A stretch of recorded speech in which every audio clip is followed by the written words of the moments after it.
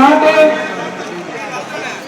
இன்று இஸ்லாமிய மக்களோடு எல்லா மக்களும் இணைந்து இந்த ரம்ஜானுடைய இந்த பண்டிகையை ஏழைகளுடைய பெருநாள் என்று சொல்லக்கூடிய இந்த ரம்ஜானுடைய பண்டிகை, இந்த பண்டிகை ஏன் கொண்டாடப்படுகிறது என்று சொன்னால் 30 நாட்கள் சென்ற மாதம் 1 மாத காலம் இறைவனுடைய கட்டளையை ஏற்று காலையில் சரியாக 4:50 மாலை 6:30 வரை கிட்டத்தட்ட 14 மணி நேரம் எந்த விதமான உணவு குடிப்பதும் இல்லாமல் தன்னுடைய மன கட்டுப்பாட்டை பயிற்சி எடுப்பதற்காக வேண்டியும் தன்னுடைய உடல் உறுப்புகளை சுத்தப்படுத்துவதற்காக வேண்டியும் தன்னுடைய ரத்தத்தை சுத்தப்படுத்துவதற்காக வேண்டியும் உடல் உறுப்புகளுக்கு ஓய்வு கொடுக்க வேண்டும் என்று சொல்லி இது ஒரு பெரிய சயின்ஸ், அதாவது மெடிக்கல் ரீதியாக ஒரு இறை கட்டளையாக இருந்தாலும் வருடத்தில் ஒரு முறை தன்னுடைய உணவு அதாவது உள்ளுறுப்புகளை சுத்தம் செய்ய வேண்டும் என்ற ஒரு பயிற்சியை இந்த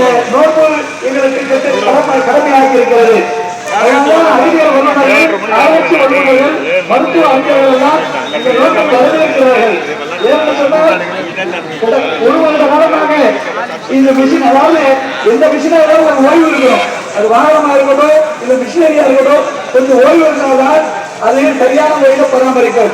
நாம தொடர்ந்து அதுல ஓய்வு இல்லாமல் அதை நம்ம பராமரிச்சு வந்தோம் சொன்னா உள்ள உறுப்புகளுக்கு பாதிப்பு ஏற்படும் என்று மருத்துவர்கள் சொல்கிறார்கள். இதை 1400 ஆண்டுகளுக்கு முன்னாடி இஸ்லாம் வலியுறுத்தி சொல்லுகிறது, இறை கட்டாயாக நீங்க நோன்பு பிடிங்க என்று. அதனால்தான் இன்றைக்கு நம்முடைய மாற்று மத சகோதரர்களும் நிறைய பேரு என்ன செய்யறாங்க, நோன்பு பிடிக்கிறாங்க.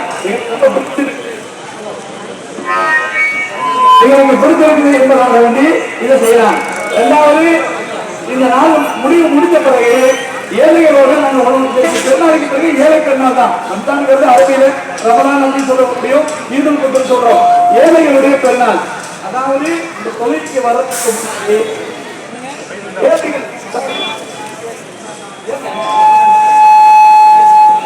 ஏழைகள் பசிப்பட்டை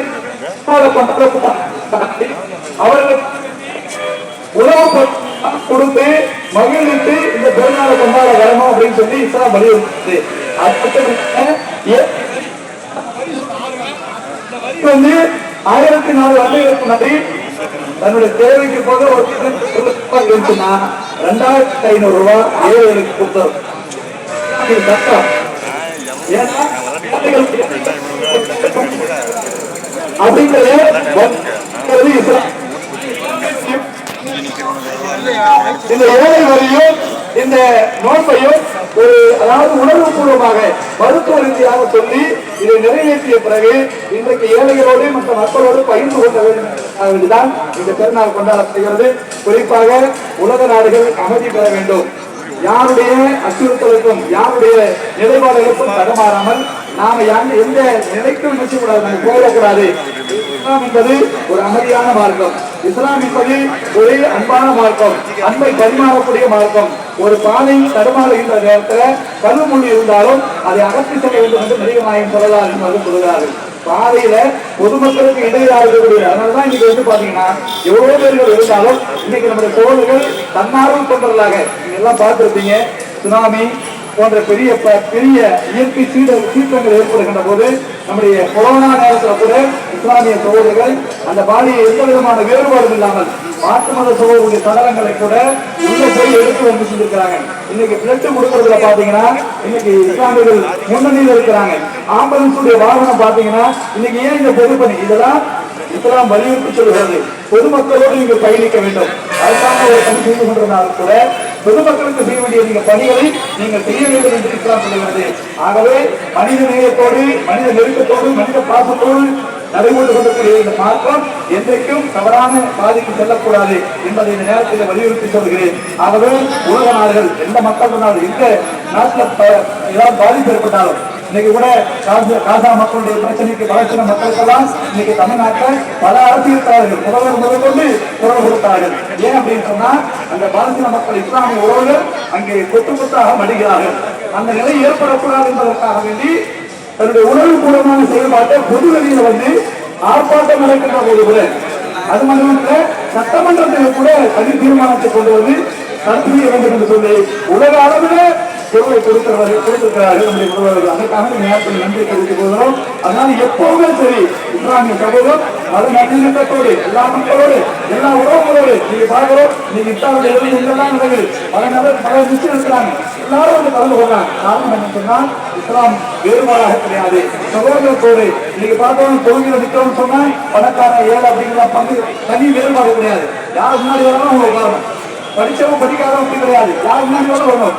இந்த சமத்துவத்தை சகோதரத்துக்கு ஒரே இடத்துல சகோதரம் யாருக்கு கிடையாது. இவர் தனியா போகணும், இவருக்கு செல்வந்தர், இவர் ஏழை, இவர் வந்து படித்தவர், இவர் படிக்காதவர், இவர் விவசாயி அப்படி தனித்து பிரித்து காட்ட முடியாது.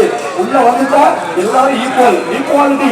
இது வந்து 1600 ஆண்டுக்கு முன்னாடி இன்னைக்கு எப்படி தமிழக மண்ணில தந்தை பெரியார் சொல்கிறாரோ, அதாவது இஸ்லாத்தை பற்றி தந்தை பெரியார் சொல்கிற போது ஒரு மனிதன் 5 நிமிடத்திற்கு முன்னாடி இஸ்லாத்தை தழுவினார் சொன்னால் தீண்டாமல் வேரோடு கலந்து விடும் என்று தந்தை பெரியார் சொன்னார். எதுக்காக சொன்னார்னா இஸ்லாத்தை அந்த காரணம் அப்படியே வச்சிருக்குது. 1400 ஆண்டுகளுக்கு முன்னாடி எல்லாத்தையும் கருப்பின மக்கள் வெள்ளையின மக்கள் ஒன்றாக இணைத்தார்கள். அந்த இணைத்த நிகழ்ச்சியே அப்ப அறிவுகள் பரவாத காலத்துல, அறிவுகளே ஏற்படாத காலத்துல, கல்வி ஏற்படாத காலத்திலேயே இந்த சோழர்கள் சமத்துவத்தை உலகத்துக்கு நிலைநாட்டி இன்றைக்கு வரையும் அது ரூல்ஸ் அண்ட் ரெகுலேஷனாக கட்டளையாக இஸ்லாத்துக்கு ஒழுக்கப்படுகிறது. ஆகவே அந்த பாதையை வீர நடைபெறுகிறது என்று சொல்லி இந்த இனிய திருநாளிலே இனிய நல்ல நாளிலே எல்லா மக்களுக்கும் மனித நேயத்தோடு சம்பூர்ணமாக சமத்துவமாக மகிழ்ச்சிகரமாக சண்டை சண்டை இல்லாமல் குடும்பத்தில் பிரச்சனைகள் இல்லாமல் கணவன் மனைவி அன்போடு பெற்றோர்கள் பிள்ளைகள் அன்போடு மக்களும் ஊர் மக்களோடு இருந்து எல்லா மக்களும் அன்போடு நேசத்தோடு பயணிக்க வேண்டும் என்று சொல்லி இந்த இனிய ரமணானுடைய வாழ்த்துக்களை எல்லா மக்களுக்கும் பரிமாறிக் கொள்கிறோம்.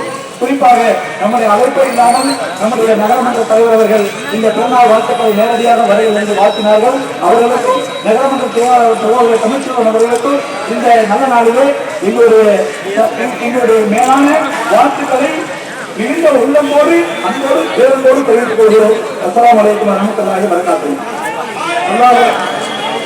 குறிப்பாக காவல்துறை நண்பர்கள் தொடர்ந்து அங்கிருந்து பகுதிக்கு போது பல்லாசனம் வரும்போது ரொம்ப மிகுந்தமான சந்தோஷம். காவல்துறை அவர்களுக்கு மிகுந்த நன்றி.